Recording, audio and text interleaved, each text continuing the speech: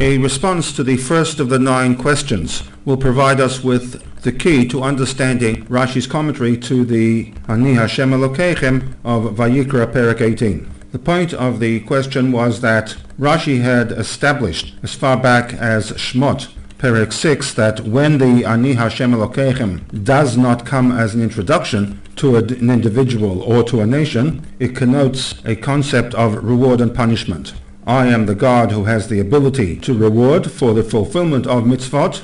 I am also a God who has the ability to mete out punishment for any violation. As such, when in Vayikra 18 God states Ani Hashem Elokeichem, this would be the interpretation of the phrase that embedded into these 3 words was an implied demand that Bnei Israel must fulfill these mitzvot, and if not, they will be held accountable. If this be the interpretation, then there is nothing within the text that is extraordinary, that requires a commentary. Hence, the first of the 9 questions. The Rebbe in the Sikha, in response to this question, will maintain that the Ani Hashem Elokeichem in Vayikra 18 differs from the Ani Hashem, reward punishment, of Shmot Perek 6. And that difference lies in the location of the respective statements. Logic dictates that the reinforcement of Ani Hashem should be placed after a series of mitzvot have been proclaimed.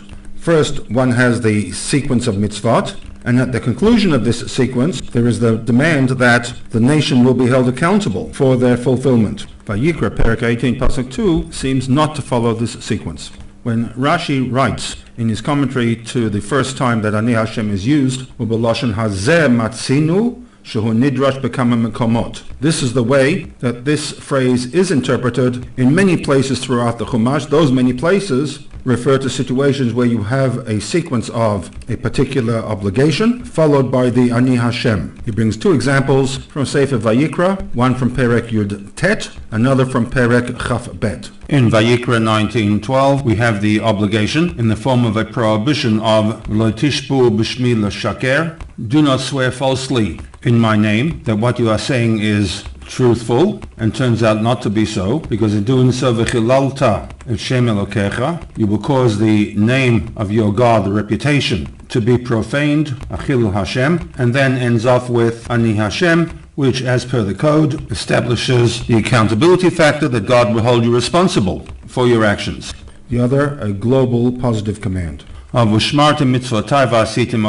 to observe all of my mitzvot, the obligation phase, followed by the Ani Hashem, that you will be held accountable for the non-fulfillment of these mitzvot. Also worth noting, apropos to the thesis of the Rebbe, that the Ani Hashem should generally follow the obligation, in the Perek under discussion, Vayikra Perek 18, the Ani Hashem is recorded no less than 6 times. In 5 of those instances, we have an Ani Hashem accountability that followed a particular obligation. Just quote 3 to illustrate. In Pasuk 3, we begin with a law that prescribes the adoption of pagan practices.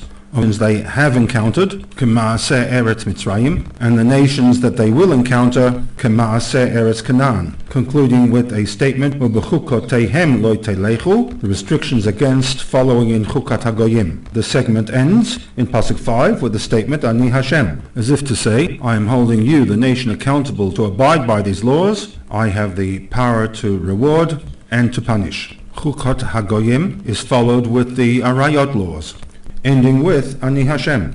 Then in Pasuk 30, when we move away from the Arayot laws into the prohibition against Molech worship, the prohibition concludes with the statement Ani Hashem. In contrast to the 5 examples from Vayikra 18, where we have the Ani Hashem following the obligation, in Vayikra 18:2, the sequence is reversed. First, a statement of accountability, Ani Hashem Elokeichem, followed by the obligation recorded in Pasuk 3. And therefore, it does not come as part of an introduction where God introduces himself to Bnei Israel. It also cannot be treated as an accountability factor, as it does not meet the pattern of the accountability following the obligation. And it is for this reason that Rashi is forced to look for other options for the Ani Hashem Elokeichem, of which there are 2. Option 1 is a request, and option 2 is a warning.